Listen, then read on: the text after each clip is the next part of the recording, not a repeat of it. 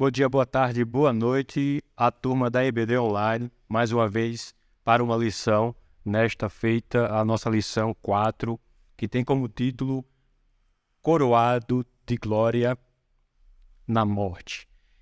Hoje nós continuamos aqui no espaço que é cedido pela imobiliária Lira e Aragão e estamos, na verdade, com uma mudança. Hoje, o nosso sabatinado é o professor Igor. Seja bem-vindo, professor Igor. Bom dia, boa tarde, boa noite, gente. Sejam muito bem-vindos, professor Ricardo, Arthur. E hoje eu tenho que lembrar que eu sou o convidado e não um dos comentaristas. Mas seja bem-vindo você que está em casa também. Professor Arthur Lira, também como nosso comentarista, mais uma vez. A graça e paz, meus irmãos, obrigado. Vocês de casa, a paz do Senhor. E hoje, mais uma vez, agradecendo a oportunidade de agora poder sabatinar o professor Igor, né? Que estava na minha aula também me sabatinando. Então, dessa vez, a gente vai poder devolver algumas perguntas cavernosas. Hoje iremos torcê-lo. Já dizia a palavra de profeta Madruga, né? A vingança nunca é plena, mata a alma e envenena.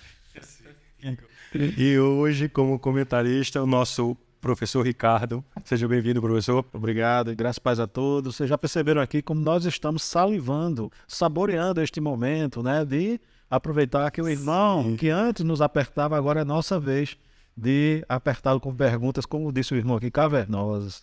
Será muito interessante esse podcast. Bem, eu quero já nesse momento fazer um pequeno erro técnico, uma errata da nossa última lição, que fomos injustamente cobrados. Não, brincadeira, foi justo. Na verdade, a nossa equipe hoje, estamos contando aqui com a presença do nosso amado Irã, que está ali no comando do OBS, quem sabe vai entender o que é. A parte técnica. A parte técnica. E no som, não mais Lucas, mas o Davi está ali nos assistenciando. Então, fica aí a nossa desculpa plena, isso do coração, né? Tá certo. E agradecer também, recebemos um presente aqui nessa lição. Temos a nossa caneca personalizada com um logo que vocês em breve vão saber, né? O logozinho da caneca. Sim, professor Ricardo. Olha lá.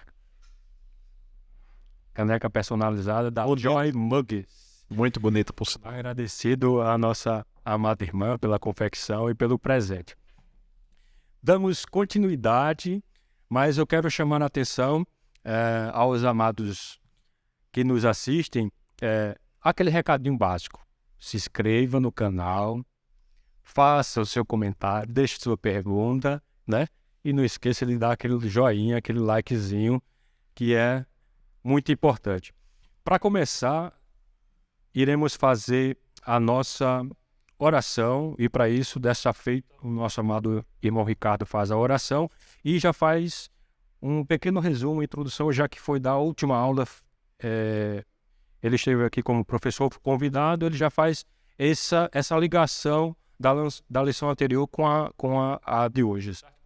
Perfeito. Já visto a continuidade do estudo, a aula de hoje tem tudo a ver com aquilo que o autor da Epístola de Hebreus tratou no segmento do texto anterior que foi visto na semana passada. Então vamos orar. Senhor Deus, obrigado, Senhor, por mais um momento em que estamos na Tua presença, Senhor. Nos ilumina, Senhor, derrama sobre nós o Teu Espírito, para que tudo aquilo que há de ser ministrado e há de ser debatido seja para a edificação do Teu povo e da Tua igreja. Pai, que Teu nome seja entronizado em nossos corações, que o Senhor Jesus esteja sempre governando as nossas mentes de tal maneira que nós nos rendamos plenamente à Sua vontade e ao Seu senhorio. Senhor, nós te pedimos esta bênção especial também a todos aqueles que nos ouvem, que a Tua graça se derrame sobre nós. Prepara aquilo que nós vamos falar e também aquilo que os irmãos vão de receber, para que seja tudo para a honra e glória do Teu santo nome, em o nome de Jesus. Amém. Bom, amados, como foi dito, na aula anterior, nos versículos do capítulo 2, de 1 ao 4, nós vimos que o autor da Epístola de Hebreus, iluminado pelo Espírito Santo, faz um alerta muito contundente de um perigo que é a negligência com relação à palavra de Deus. O contexto era de perigo para a vida dos irmãos, o perigo físico mesmo, perseguição do Império Romano sobre aquela comunidade cristã. E aquilo começou a impressioná-los de tal maneira que eles começaram a questionar: será que vale a pena persistir nesta palavra, nesta revelação? E isso fez com que eles tirassem o foco da pessoa de Cristo. E quando a gente tira o foco da pessoa de Cristo, nós temos a tendência de retroagir, de voltar para aquilo que nós éramos antes, e isso é muito perigoso. É o perigo da apostasia. Então, nesse contexto, o apóstolo dá alguns conselhos e faz alguns alertas. E isso nós debatemos e foi enriquecido demais aqui com a participação dos irmãos. Muitas coisas foram pontuadas. Uma das coisas foi que eu, pelo menos, trouxe, né, foi a correlação entre o que nós cremos e o que nós vivemos. Se nós vivemos, de fato, com os olhos fitos para o autor e consumador da nossa fé, que é Jesus Cristo, nós teremos também a nossa vida pautada por tudo aquilo que ele significa, que ele representa e pelo que ele é. Nós vimos também a questão da graça, a relação entre a lei e a graça.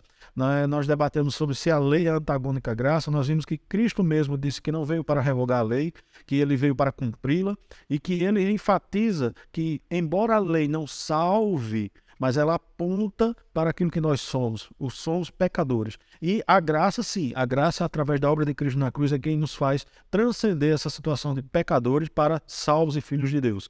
Finalmente, após diversas considerações, nós falamos também de que essa graça não pode se tornar uma graça barata.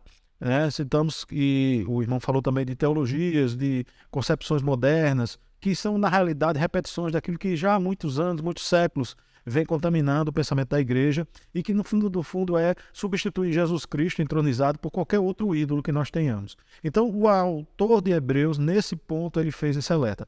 Não descuidemos, tenhamos muito cuidado com o perigo de negligenciar a palavra de Deus. Até porque, falamos da revelação, Cristo é a revelação plena. O Antigo Testamento aponta para Cristo, é uma revelação progressiva, mas quando Cristo vem em carne, como homem, ele próprio é a própria revelação de Deus em pessoa. E foi isso que nós debatemos e, graças a Deus, eu creio que foi muito proveitoso. Amém. O nosso professor Arthur agora vai fazer a leitura que se encontra em Hebreus, capítulo 2, versículos 5 a 9. Amém. Diz assim o texto: Pois não foi a anjos que sujeitou o mundo que há de vir, sobre o qual estamos falando. Antes, alguém, em certo lugar, deu pleno testemunho, dizendo: Que é o homem, para que dele te lembres, ou o filho do homem, que o visites? Fizeste-o por um pouco menor do que os anjos. De glória e de honra o coroaste, e o constituíste sobre as obras das tuas mãos. Todas as coisas sujeitastes debaixo dos seus pés. Ora, desde que lhe sujeitou todas as coisas, nada deixou fora do seu domínio. Agora, porém, ainda não vemos todas as coisas a ele sujeitas. Vemos, todavia, aquele que por um pouco, tendo sido feito menor do que os anjos, Jesus, por causa do sofrimento da morte, foi coroado de glória e de honra, para que, pela graça de Deus, provasse a morte por todo homem. Exato. Agora, o nosso amado irmão Igor. Isso é para dar ênfase na sabatinagem que Professor Igor, fica à vontade para a sua introdução. E aí eu já quero lançar, nessa sua introdução, uma coisa que me veio à mente, né, da outra lição, a lição anterior, que fala sobre negligenciar, né? E aí, quando o autor ele fala sobre esse assunto, o que seria, então, na verdade? Porque a gente pode ouvir muitas coisas, né, Ricardo? A gente pode ouvir muitas coisas, entrar no ouvido e sair no outro, né? E a gente é conhecedor. Negligenciar, na verdade, pode ter uma outra... É bom que se esclareça isso e as pessoas tenham noção de que a negligência é mais do que só uma desobediência. Professor Ricardo, professor Igor. A primeira coisa que é interessante a gente notar nesse texto, para que a gente possa entender todo o contexto dessa passagem, inclusive da próxima lição, que é a continuidade dessa, né? A continuidade direta desse texto, é que no versículo 5 ele começa o argumento dizendo: Pois não foi a anjos. Por ele começar com essa palavra pois, é porque ele está dando alguma resposta para alguém. Ou seja, ele está concluindo o argumento que a gente já viu na lição 1, onde ele fala da superioridade de Cristo aos anjos, e depois ele fala da superioridade de Cristo sobre a terra, sobre a criação, né, todas as criaturas, e também sobre a morte, sobre tudo. Então, esse trecho do capítulo 2, ele começa a falar da finalização do argumento do autor, dizendo que Cristo é superior a todas as coisas, né? Para que Cristo seja coroado, quando um rei ele é coroado, quando um imperador é coroado, ele é colocado como superior a tudo o que está dentro do reinado dele, dentro do império dele. Por exemplo, o Império Romano, o Imperador Romano, ele tinha todo o domínio sobre tudo que vinha do Império Romano. Só que Jesus, ele seria imperador de quem? Ele seria senhor, sumo sacerdote, ele seria coroado por quê? Eu acho que ninguém é superior a Cristo ao ponto de coroar a Cristo, a não ser o próprio Deus, o Pai, né?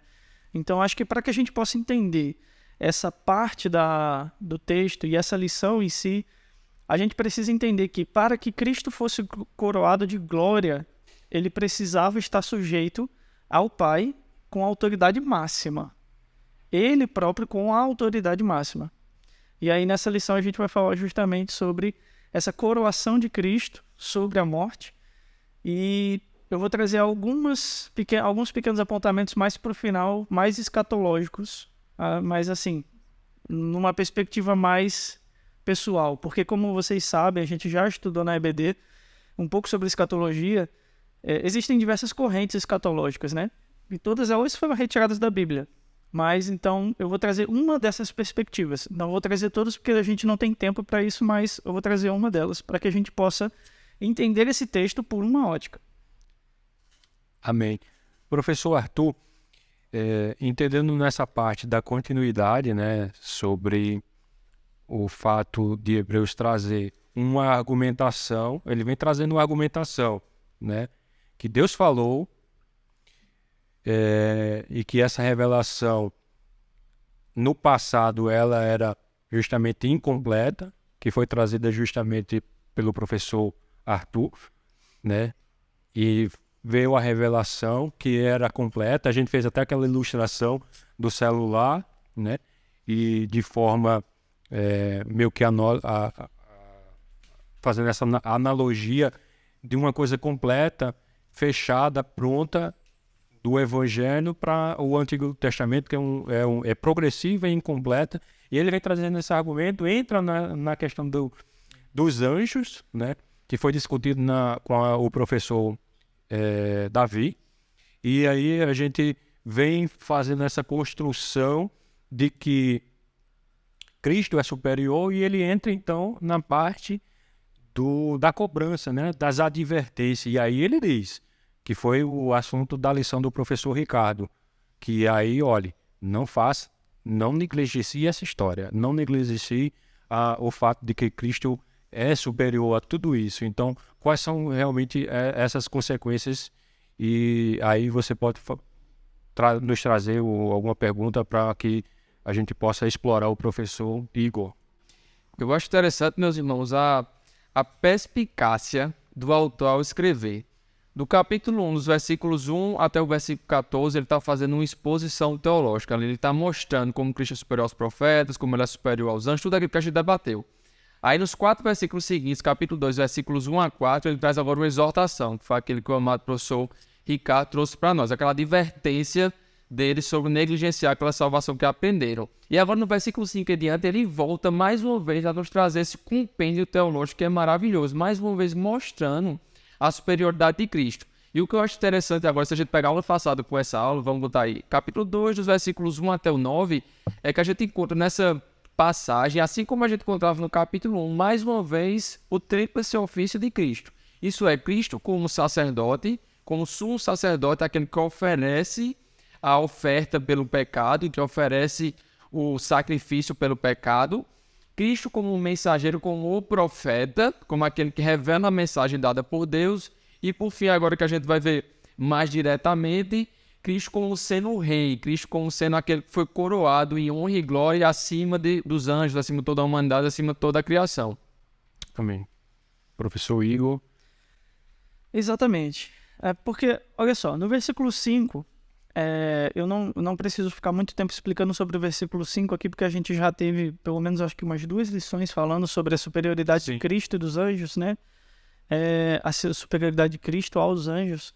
Mas uma coisa que me chama a atenção nesse versículo 5 é que ele diz assim: pois não foi a anjos que sujeitou o mundo que há de vir. O que seria esse mundo que há de vir? Porque aqui, o autor aos Hebreus, ele não está falando do mundo que há de vir, o nosso mundo aqui que a gente está agora, né? Que vocês estão aí de casa, que a gente está aqui, mas o dia do Senhor. O que é o dia do Senhor? A nova terra, novos céus, a nova Jerusalém. Com esperança. O retorno de Cristo, exatamente, a esperança. Então, esse dia, né, que se eu não me engano foi Pedro que se referiu como o dia do Senhor, Isaías também, né, se referiu como o dia do Senhor, eles se referiam a justamente o dia em que Cristo voltaria e que todas as coisas se fariam novas. E tudo que se fez novo está sujeito a Cristo e não aos anjos, né? Justamente pelo que nós já vimos sobre a superioridade de Cristo aos anjos. Mas o que me chama mais atenção nesse trecho, né, do versículo 5 ao versículo 9, são os trechos entre o versículo 6 e o versículo 8, que é uma citação do Salmo 8. E aí, antes de partir para alguma explicação, para alguma coisa, eu queria ler o Salmo 8 aqui, para que a gente possa entender o porquê que ele citou os versículos 4 ao versículo 6 do Salmo.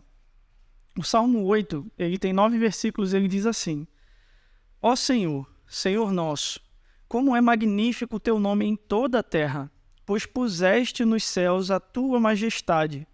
Da boca dos pequeninos e crianças de peito suscitaste força, por causa dos teus adversários, para fazeres emudecer o inimigo e o vingador.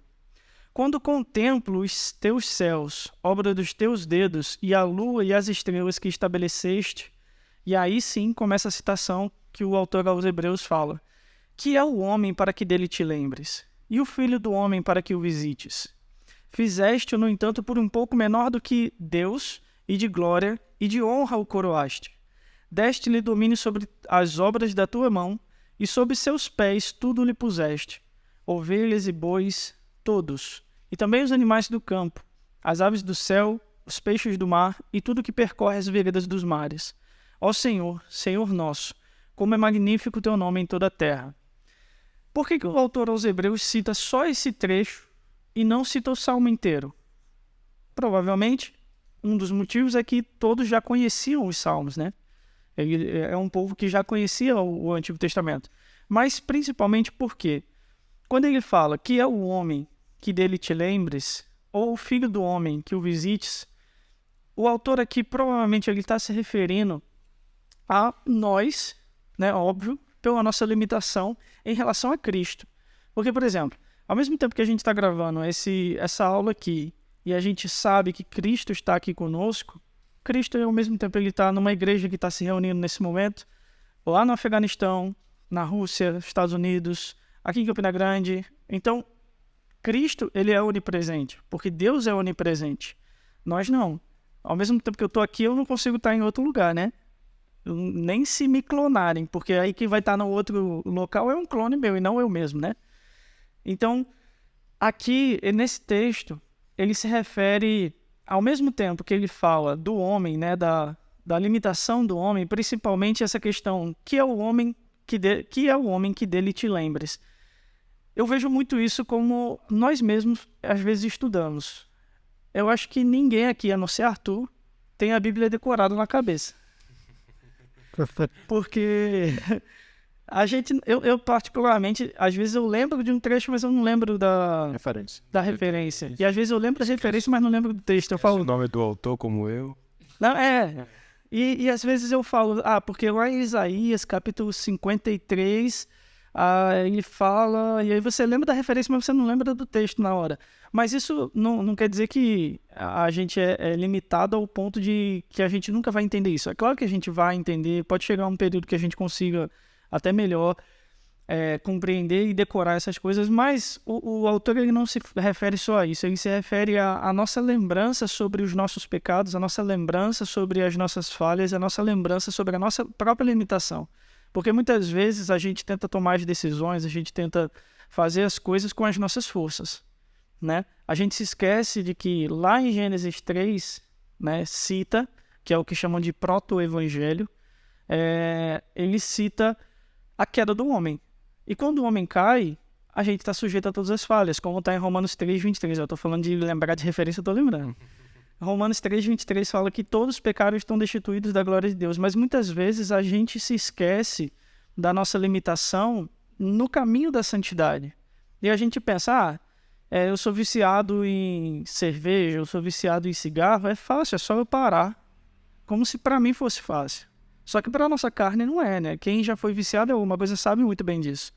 Nós não conseguimos, ao mesmo tempo, nos relacionar com os nossos pecados de forma com que a gente acabe se esquecendo deles. A gente não se esquece. Nós nunca nos esquecemos. Eu nunca me esqueço de uma ministração do pastor Augusto Nicodemos, e a gente para e pensa, caramba, Augusto Nicodemos é uma das maiores autoridades teológicas que nós temos no Brasil, e ele mesmo diz que ele abandonou a pornografia há 20 anos, mas até hoje ele diz que às vezes ele dorme e ele tem alguns sonhos eróticos, ele tem alguns flashes ainda de quando ele consumia esse tipo de conteúdo, há 20 anos atrás.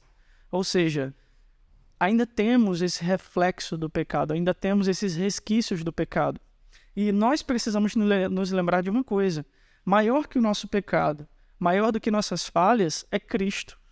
Então, se nós não tivermos a nossa mente voltada para Cristo, se nós não tivermos o nosso pensamento voltado para Cristo, e se Cristo não for o Senhor do nosso coração, o Senhor das nossas mentes, da nossa mente, né, no caso, a gente não vai conseguir chegar a lugar nenhum.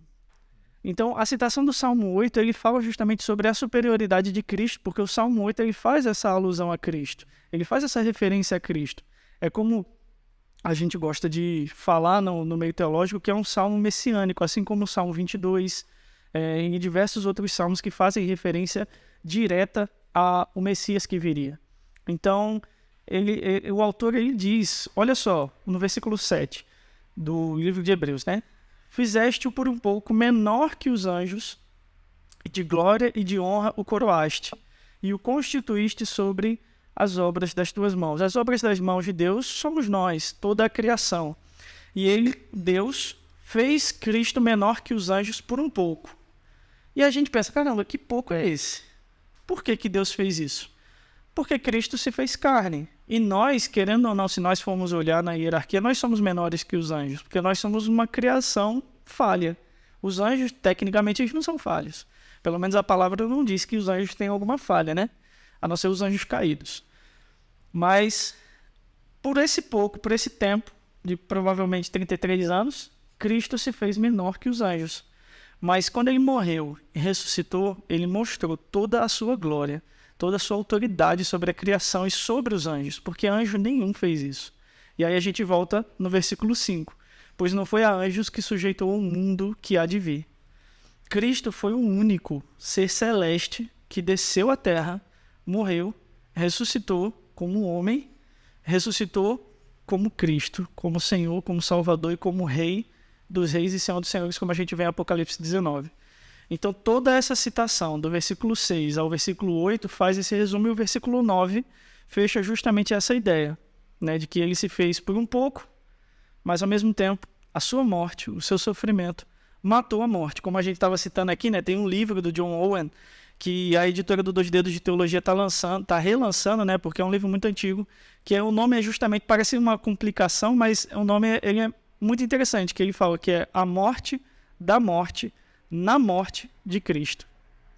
Ou seja, Cristo foi lá e disse, pegou a chave da morte e disse, pronto, acabou-se. A tua história aqui acabou, né?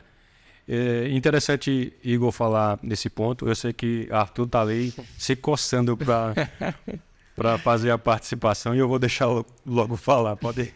Ele só aproveitar a citação do versículo 7, que os irmãos sabem, de acordo com a aula que eu dei aqui, que eu sempre gosto de pesquisar as curiosidades, né? Aquelas duas possíveis linhas. E os autores eles falam que por um pouco tem duas interpretações possíveis. Eu gostaria de saber do irmão Igor se ele entende que é mais para um lado, se as duas não são contradizentes, que é, por um pouco, se referir exatamente a espaço de tempo, isto é, por 33 anos Cristo foi feito menor do que os anjos, ou por um pouco, irmão Igor, diria respeito de fato à natureza, por um pouco o ser celestial Jesus Cristo foi feito homem. Gostaria de saber o que o irmão pensa das duas linhas. Mas antes dele responder, aí eu vou fazer a minha colocação alinhada com a do professor Arthur, que é justamente sobre ele ter sido feito, né, ou colocado aí posto menor do que os anjos, mas na passagem que Cristo é tentado por Satanás, o próprio Satanás apresenta ele, darás ordem aos teus anjos. Quer dizer, ele era menor, mas não perdeu a sua autoridade, digamos assim. Então pode completar aí a frase do professor Arthur e dar o seu esclarecimento. Eu particularmente acredito que, como o Arthur perguntou, nesse espaço de tempo, por um pouco no espaço de tempo. Porque Cristo, por mais que ele tenha vindo como um homem, ele continuava sendo Deus. Cristo era 100% homem e 100% Deus. Então não tinha como Cristo se fazer, pelo menos no meu ponto de vista, tá? Não tinha como Cristo se fazer menor do que os anjos em questão de criatura, porque ao mesmo tempo que ele era homem, ele também era Deus. E como já foi citado, a tentação de Jesus no deserto, o próprio Satanás diz, você dará ordem aos seus anjos. Ou seja, mesmo ele sendo homem, ele poderia dar ordem aos anjos. Alguns historiadores dizem, e teólogos também, né, que se Cristo quisesse, ele poderia falar, pai, eu não quero mais fazer isso. Deixa eu voltar aí e manda um anjo teu aí fazer o serviço. Ele poderia, mas por saber da sua missão, saber do propósito, e como diz, se não me engano, em Hebreus capítulo 12, versículo 4, ou é o versículo 3, ele fala, Cristo não fez caso de ignomínia, porque ele sabia da alegria que lhe estava proposta. E que alegria que estava proposta para Cristo ali? A salvação da criatura dele, que somos nós, né? E aí a gente vê, ele não fez caso da ignomínia, ou seja, ele não fez caso do vexame que ele passou na cruz, porque a cruz era uma vergonha, né? Para o povo daquela época, a cruz era uma vergonha. Mas foi uma cruz que salvou toda a humanidade. Toda a humanidade, né? Que nele creio, vocês me entendem, né? E aí, professor Ricardo? Exatamente, era isso que eu queria pontuar. Quando ele fala, e Igor muito bem pontuou anteriormente, sobre a questão do versículo 5 falar do governo, né? Ele sujeitou o mundo que há de vir. Ou seja, o cetro está na mão dele. Todo o governo de tudo aquilo que foi criado e que ainda há de vir está sob a regência dele. E isso é muito importante porque na mente daquela comunidade ainda de origens judaicas, o Messias, a figura do Messias como rei, não era tão bem estabelecida como é hoje. Eles ainda tinham aquela esperança de um Messias que viria politicamente para substituir o César, o rei do Império Romano, que oprimia o povo, né? Ou seja, restauraria a glória do Império anterior, do Império de Davi e Salomão. E também por uma força militar guerreira, ainda aqui da terra. E eles talvez ainda estivessem meio que influenciados por essa visão ainda judaica bem anterior, aquilo que era bastante comum na época de Cristo.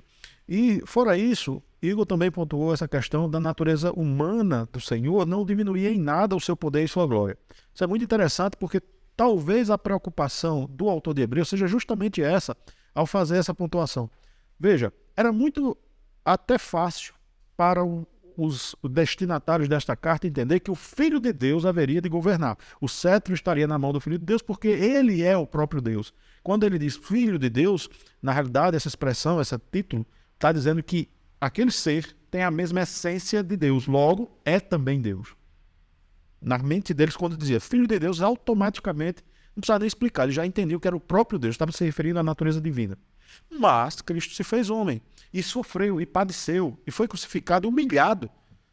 Isso é difícil deles entender. Muito difícil, para a mentalidade judaica daquela época. E entenda, essa comunidade é cristã, porém, a sua origem é toda ela vinda de judeus, era composta de pessoas egressas da religiosidade judaica. Então, ficava complicado para eles entender que Jesus, como homem, que foi humilhado, ainda assim não perdeu a sua majestade, não perdeu o seu poder. Tanto é que tudo estava sob o seu comando.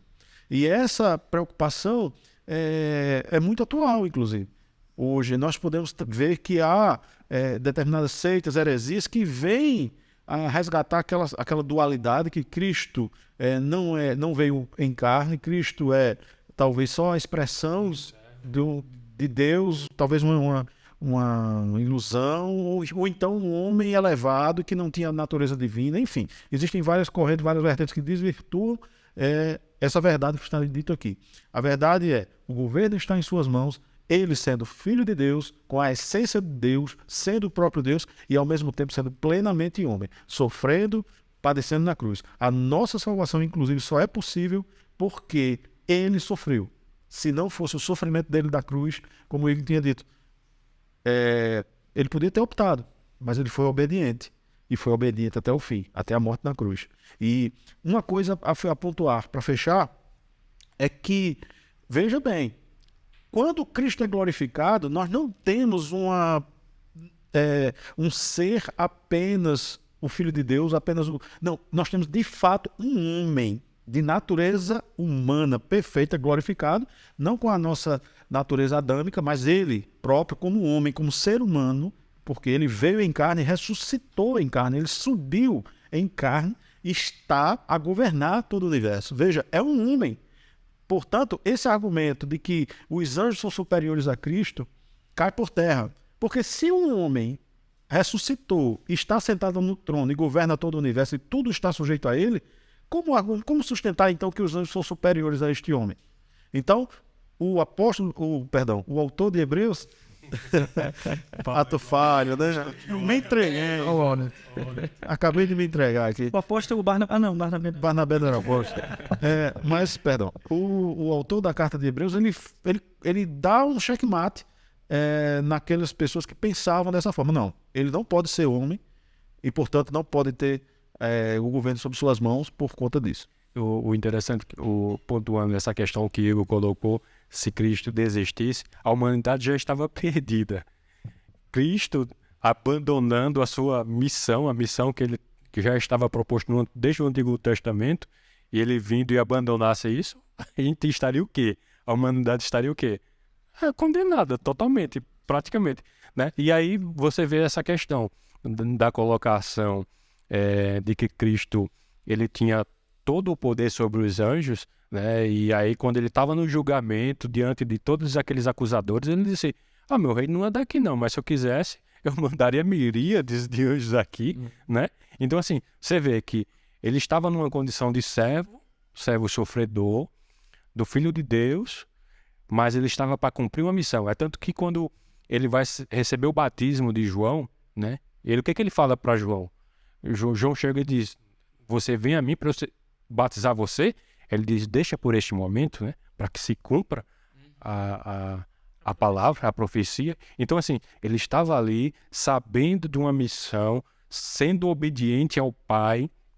Então assim, ele era inferior nesse sentido que Igor apontou, né? Por estar na condição humana, aquilo que Davi já apontou na lição que ele esteve aqui falando. Era necessário que o Deus verdadeiro, descesse à terra, se revestisse dessa fraqueza para viver as mesmas experiências que nós, né? Para dizer: olha, eu compreendo, quando ele for o Consolador, né? Eu compreendo o que você está passando, porque eu também sofri, eu também padeci. Diferente de um anjo que, se viesse, né, ele tinha todo o poder, não teria essa condição. Você é um ser celestial, meu filho. O profeta Isaías disse: homem de dores que sabe o que é sofrer. Exatamente. E tem duas coisas que a gente pode pontuar aqui. Primeiro, vocês já viram algum homem morrer e ressuscitar? A não ser que tenha sido Deus que tenha ressuscitado ele, como Lázaro, por exemplo? Não. Já viu alguma história, algum relato de algum anjo caído, desses anjos que caíram com Satanás, deles se arrependerem? A Bíblia relata algum caso desse, deles se arrependerem e voltarem? Não. O único relato que nós temos de ressurreição e de coroar com glória na Bíblia é Cristo. O outro caso de ressurreição que nós temos na Bíblia, como o de Lázaro, por exemplo, é um caso em que Deus e o próprio Cristo vai lá para ressuscitar ele. Mas ele, por força própria, por vontade própria, por poder próprio, ele não conseguiu isso. É por isso que cita justamente que ele é a primícia, né, dos que dormem, né? Exato. E é justamente isso que a gente precisa ver. E para fazer essa comparação com o Antigo Testamento também, eu não lembro agora do trecho, se os irmãos souberem, mas tem uma passagem no Antigo Testamento que fala que Deus repousava os seus pés sobre a Arca da Aliança, né? Eu não lembro exatamente o texto, mas tem um texto que diz que a arca, Deus repousava os seus pés, descansava os seus pés sobre a arca. E aqui fala, no versículo 8, todas as coisas sujeitaste debaixo dos teus pés. O que era? O que representava a Arca da Aliança para o povo no Antigo Testamento? Justamente o poder de Deus, os mandamentos de Deus, as ordens de Deus e tudo que estava sujeito a Deus. Então, se a gente fosse fazer uma analogia, eu sei que as analogias não são muitas vezes tão corretas, tão coerentes, mas faz um pouco de sentido a gente parar para pensar nisso, para trazer como uma aplicação pessoal. Se todas as coisas, se Deus repousa os seus pés sobre a arca, e se todas as coisas estão sujeitas debaixo dos pés de Deus, aí muita gente vai pensar, então a gente tem que adorar a arca. Não. A arca representa toda a criação. Tudo que Deus fez é representado ali, naquele momento. É um símbolo desse momento. Porque todas as coisas sujeitas debaixo dos pés de Deus não quer dizer que nós somos tão pequenos ao ponto de Deus pisar em nós, mas é um sinal da grandeza de Deus e do controle de Deus sobre tudo. Porque, por exemplo, eu gosto de fazer uma analogia como, por exemplo, uma pessoa que anda de skate. Quando o cara anda de skate, uma pequena falha ou uma pequena pedra pode fazer o skate sair dos seus pés e ele perdeu o controle. Deus não. Nada sai do controle dele. Não é um acidente. Aquilo que a gente até levantou na lição que Arthur estava como convidado, né? Aquela pontuação que eu disse, foi um acidente, aí Deus pensou no plano B, né? A gente discutiu isso naquela lição. Se você não assistiu, vá lá e veja que a gente fez esse levantamento. Eu não preciso me preocupar que, depois do pecado de Adão, aí Deus, vamos lá, corrigiu que estava planejado, vamos fazer o plano B aqui.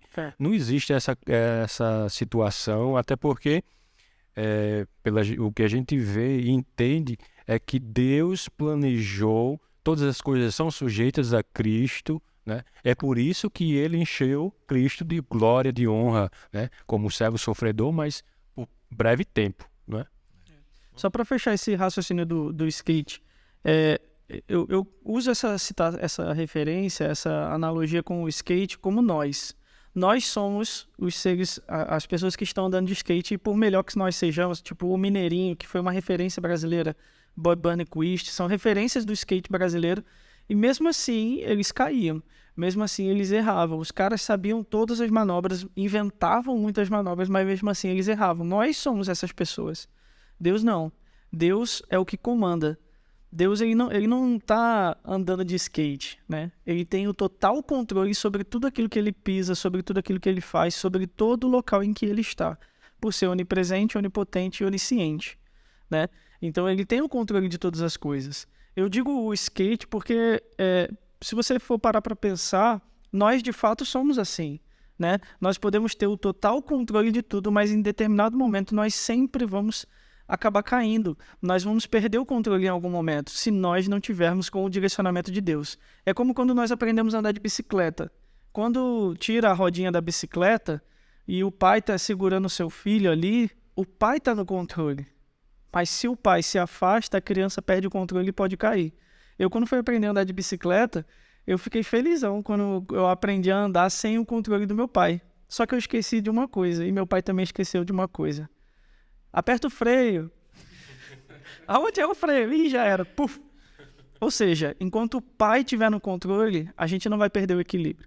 E você pode ter certeza que se o pai tirar o controle dele, a gente não vai ter mais controle sobre nada. Uma coisa interessante é que, veja bem, aqui o autor ele faz questão de, antes de enfatizar a humanidade de Cristo, que ele faz isso muito bem a partir do versículo 8, a partir do versículo, no 8 mesmo, e 9, ele fala também da criação do homem, e que, quando ele diz que é o homem que, para que dele te lembres, ou o filho do homem para que o visites, ele compara o homem com os anjos, e enfim, ele diz que o homem é a primícia da criação de Deus, né? Ele coloca o homem numa posição de dignidade.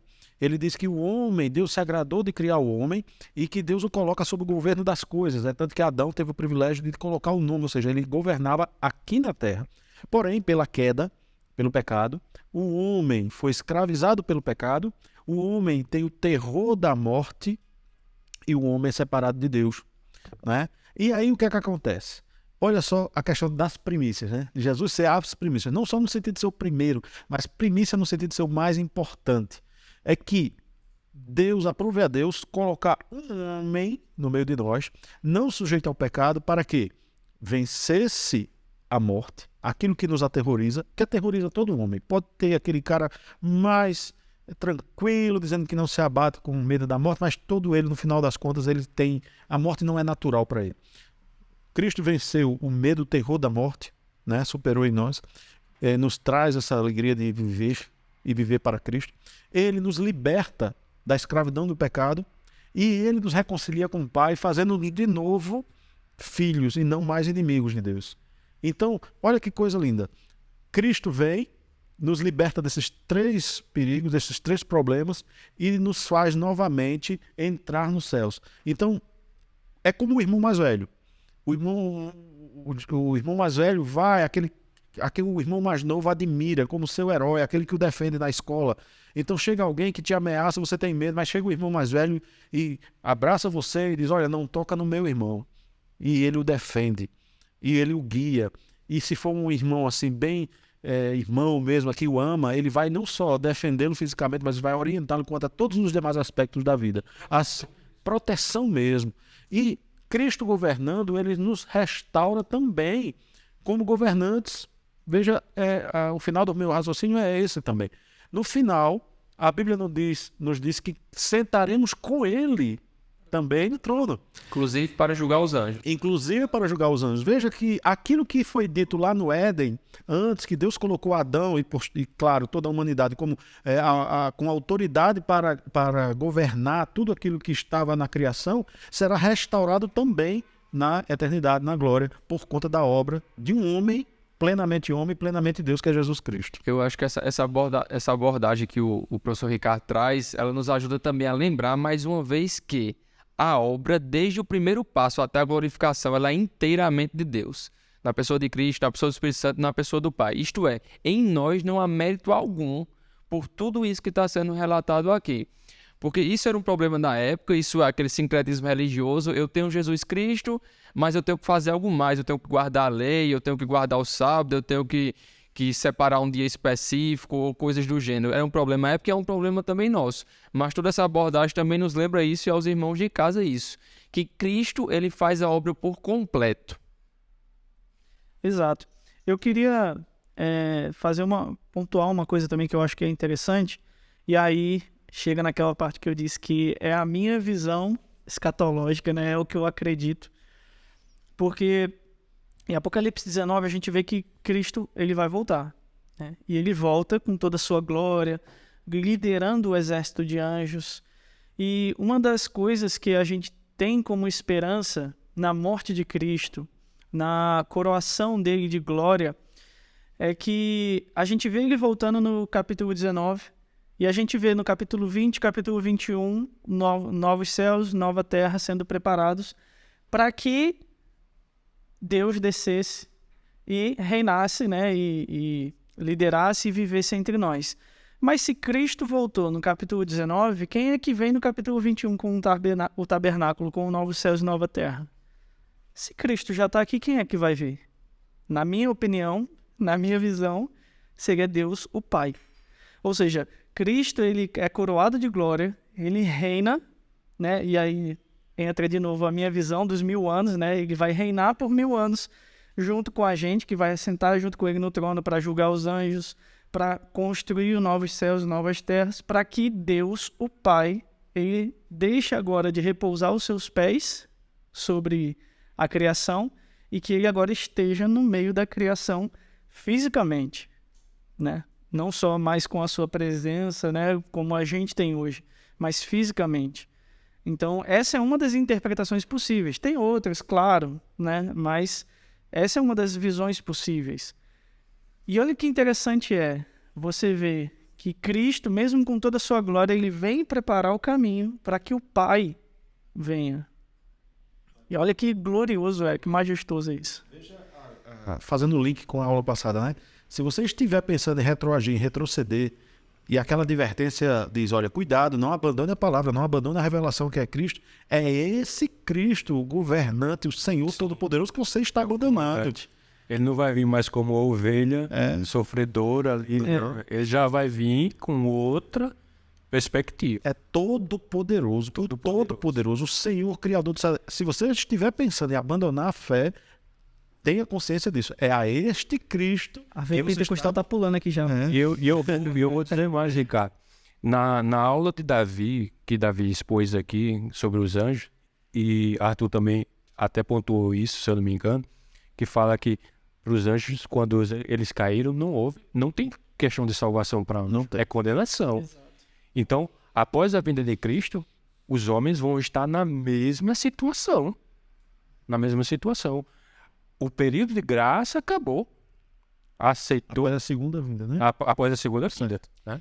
Esse ponto é interessante, porque há quem use o final do versículo 9 para defender a salvação universal, isto é, para que Cristo provasse a morte por todo homem. Há quem pegue esse por todo homem e diga que ele está falando que Cristo, que a salvação ela é universal, foi dada a todos individualmente e indistintamente. Quando a gente sabe que, na verdade, o texto aqui ele diz muito mais respeito a raças diferentes, povos diferentes, sobretudo aqui judeus e gentios, né? Não foi dada somente a judeus, mas também foi dada a gentios, isto é, a salvação não é para todos os homens individualmente, universalismo, mas ela está para povos diferentes, raças diferentes, línguas diferentes, né? Aqui no caso, exatamente, há aqueles que defendem que o universalismo seria a salvação daqueles que creem e também uma restauração dos que não creem, inclusive dos demônios, dos anjos caídos. Então só para deixar esse parênteses aqui, para ficar mais claro para os irmãos, que a gente às vezes fala no teologuês, né?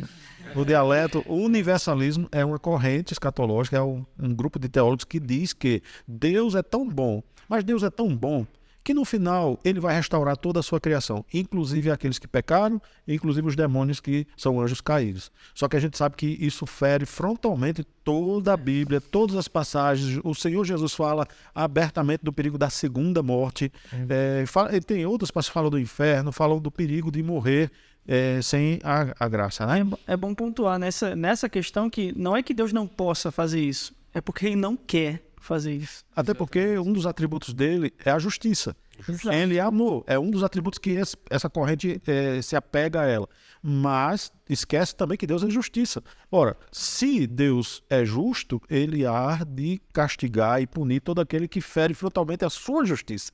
Senão nós mesmos, pela nossa limitação humana, já entendemos que é injusto, né? Exato. Alguém prevaricar contra Deus e ficar depois premiado. Inclusive, ao da semana passada, o versículo 2 do capítulo 2, ele cita exatamente isso. Aqueles que desobedeceram, eles recebem o justo castigo. Exatamente esse atributo de Deus da justiça, né? O castigo ele é justo para aqueles que não aceitam Cristo como seu Senhor e Salvador. E fala aqui de um rei que governa. Ora, um dos atributos do rei não é só exercer o poder executivo, mas também exercer a lei, criar a lei, e Jesus já nos deu a lei, o Senhor já nos deu a lei, que é a sua palavra, e também exercer a justiça. Ele é juiz, que há de julgar os vivos e os mortos. E é uma justiça genuína, não é a justiça que a gente está acostumado a ver no nosso Brasilzão, não. Né? É uma justiça de fato real.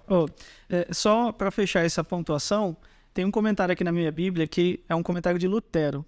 E Lutero diz assim, a opinião de Lutero já começa meio polêmica. Portanto, Paulo... É Lutero, tá? Como é uma citação, eu tenho que citar do jeito que está escrito. Portanto, Paulo pinta não só o Filho, Cristo, da forma mais querida e amável, mas também o Pai de forma como o coração o pode desejar.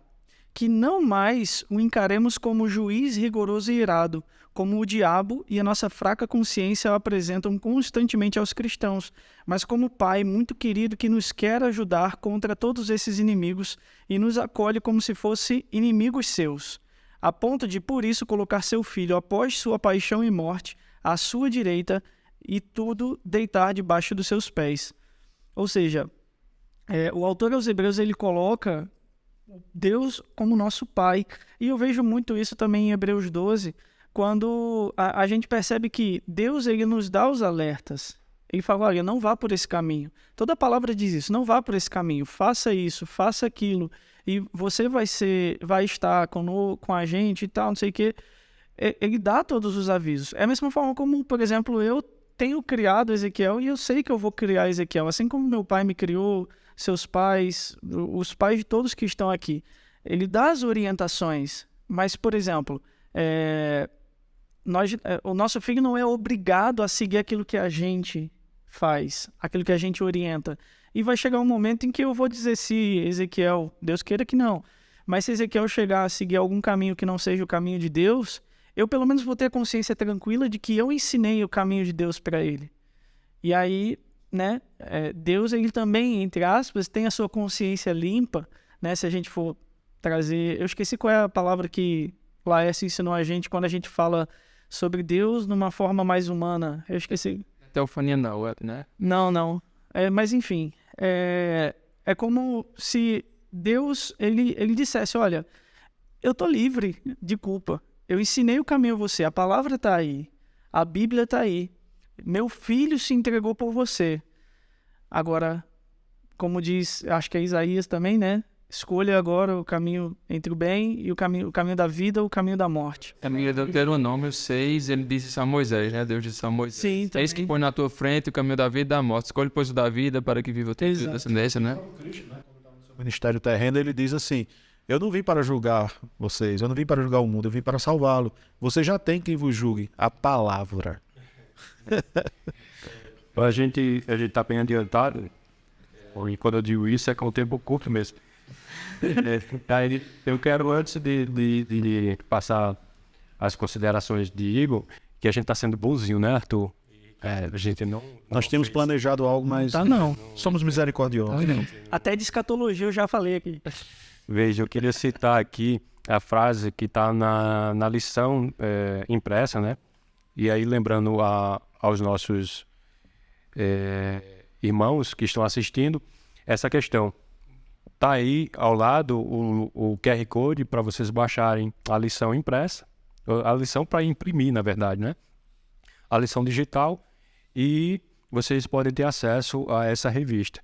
E lá num dos pensamentos colocados por Igor, ele traz a frase de Charles Spurgeon. Por que será? Por que será? Ele diz assim: minha fé não repousa sobre o que sou, ou serei, ou sinto, ou sei, mas sobre o que Cristo é, sobre o que Ele fez e sobre o que Ele está fazendo agora por mim. Né?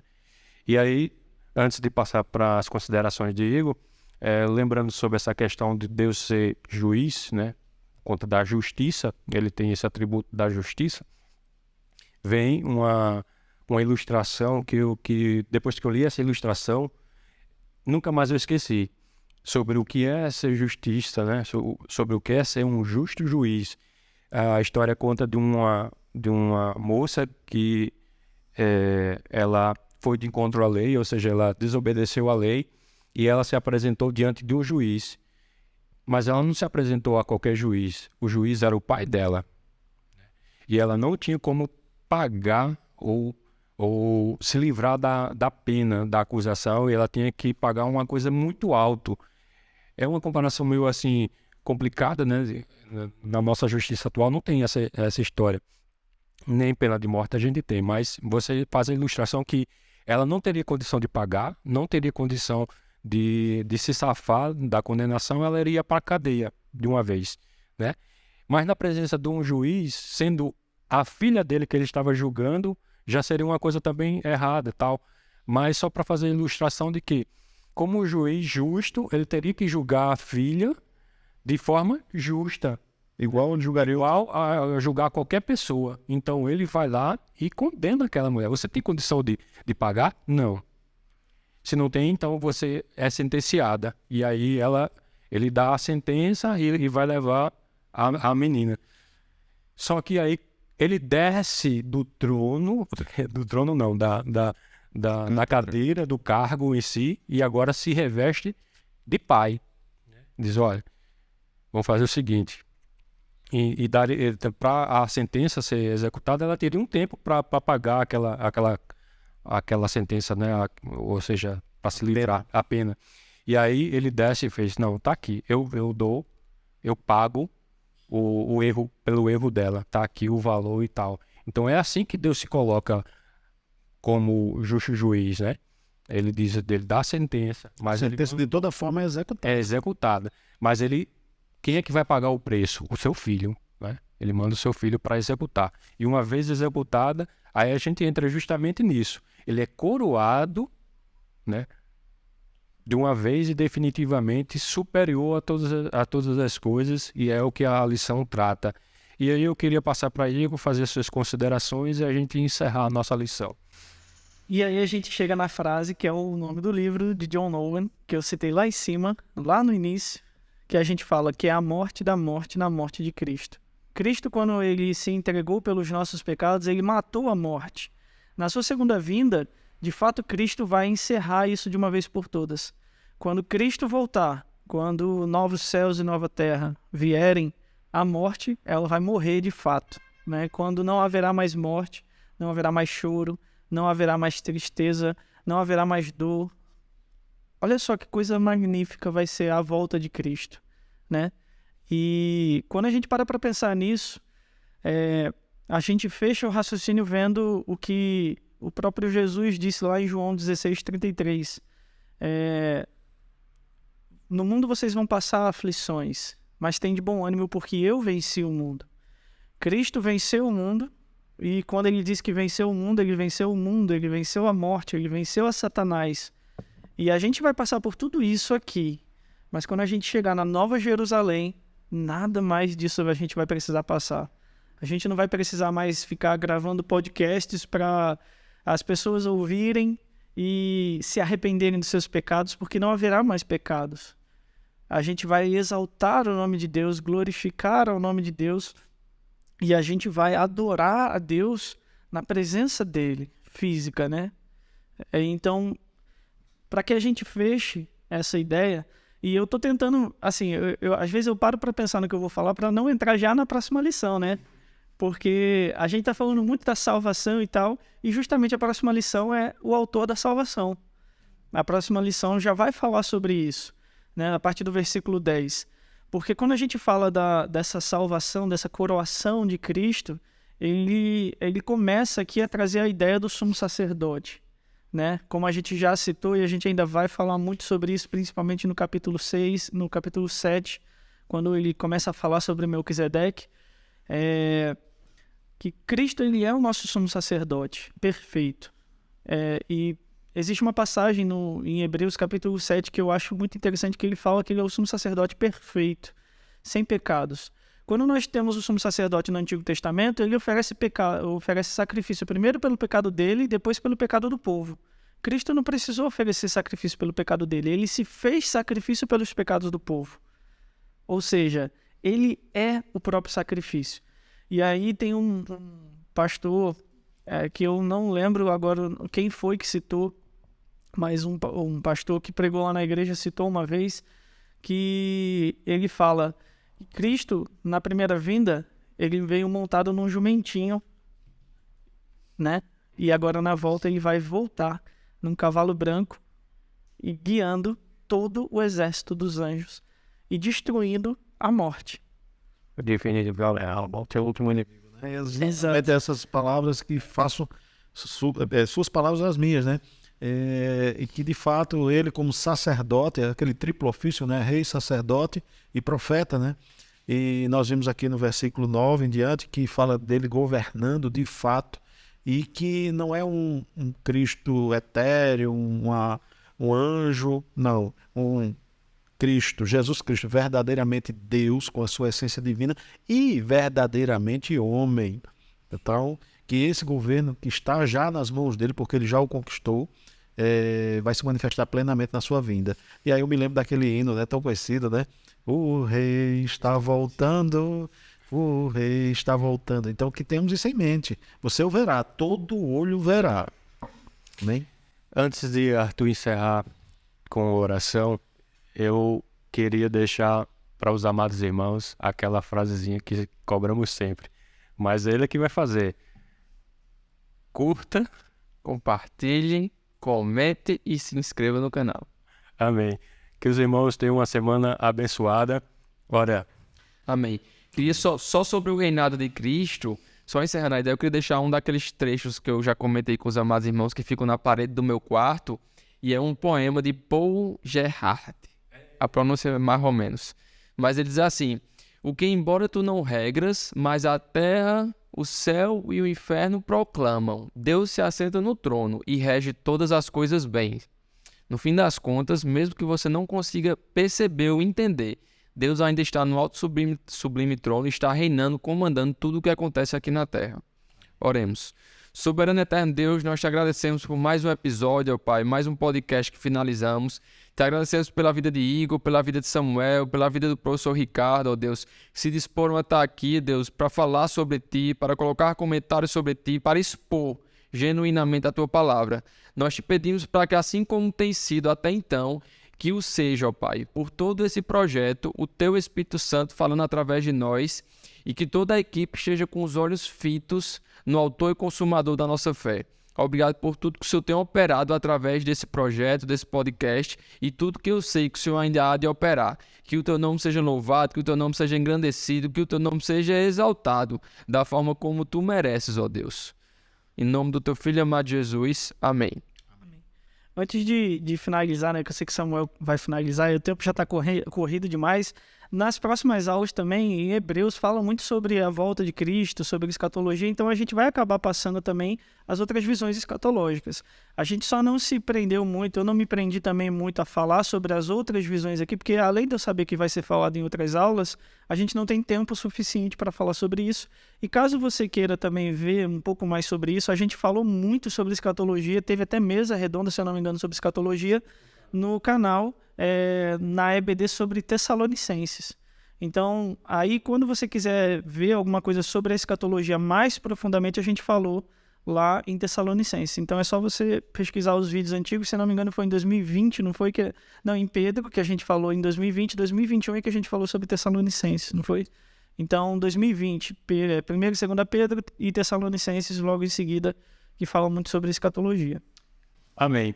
Eu quero agradecer ao professor Igor, ao professor Arthur, a Ricardo, a toda a equipe que está ali, Lucas, Irã, Davi, por estarem aqui participando e contribuindo para esse trabalho.